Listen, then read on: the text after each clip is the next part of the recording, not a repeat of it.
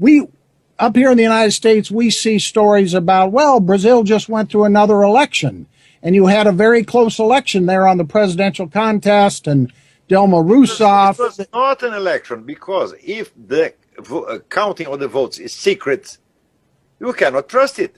This is not a real, it's not a normal election. It's not a legitimate election. This is a fraud, a complete fraud. Mm-hmm.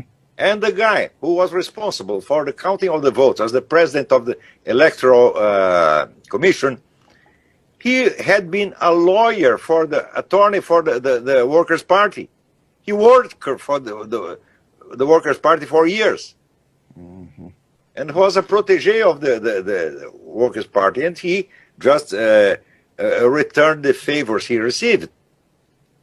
So only 23 people follow the vote, the counting of the votes. This is so absurd. This is so obviously a fraud. How much resistance is there in Brazil? Now, today there was news from the government itself. What the support for Dilma now? 7%. 7%. So 93% of the Brazilians are against Dilma Rousseff. And yet she just won that election, according to the official count. Didn't she get about 52% of the vote? She won no election at all. Okay. How can you say that? How can we accept a secret counting of votes? Totally fraudulent. Totally fraudulent. Yeah. We can never accept this. An election has to have transparency. Everybody has to have access to the counting of the votes and verify, and then we accept, well, you won.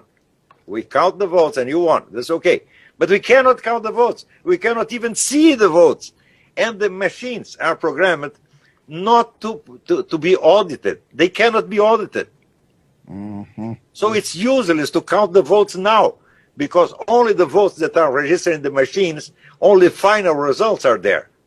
These are the Smartmatic machines? Smartmatic machines, yeah. That it was is corruption that is destroying the Worker Party's system in Brazil.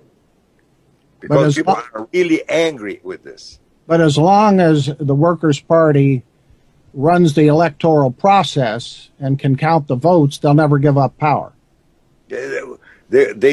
I believe they'll never give up. They have to be toppled by a direct popular intervention. I don't believe very much in a military intervention, but I believe in popular intervention. They have to expel these people from political life forever.